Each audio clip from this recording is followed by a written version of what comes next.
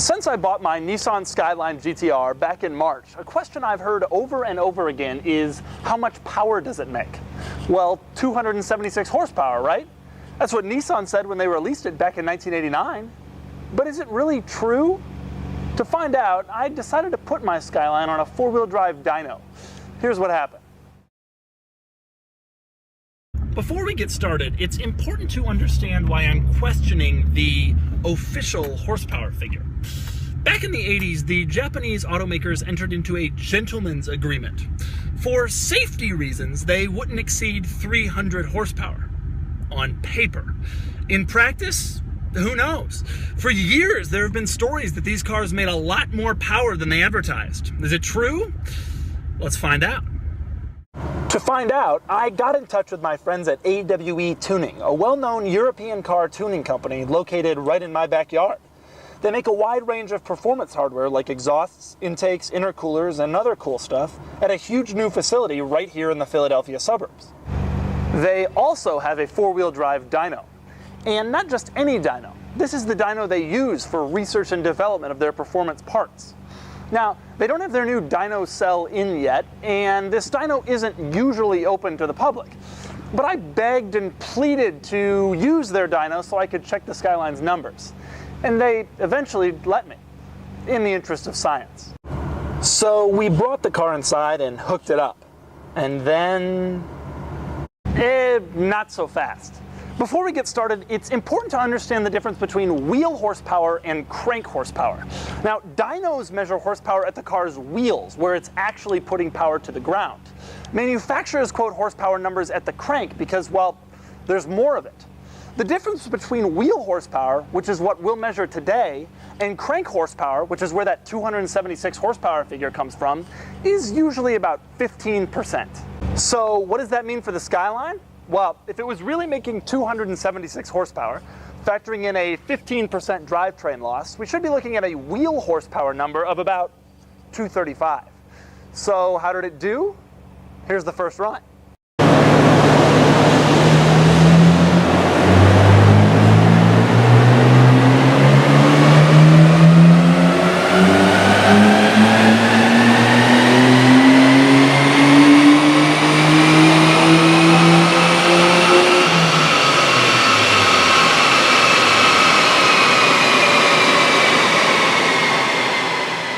The result of the first run was 281 horsepower.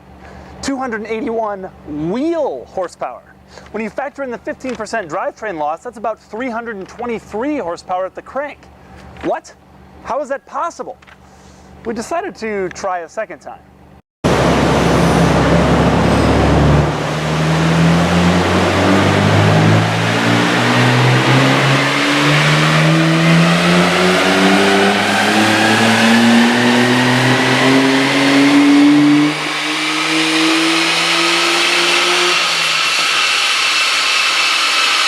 The second run will surely be more reasonable, right? Printout says 281 wheel horsepower or 323 crank horsepower. Okay, third time's the charm.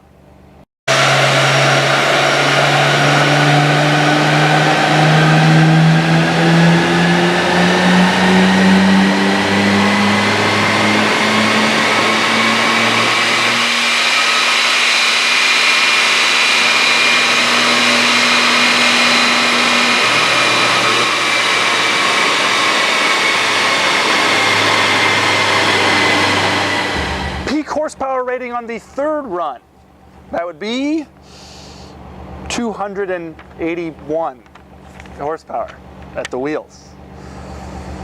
Yeah. Okay, so we know the dyno isn't wrong. In fact, the dyno was insanely precise, spitting out the exact same figure each time. So that begs the question, what the hell has been done to this car?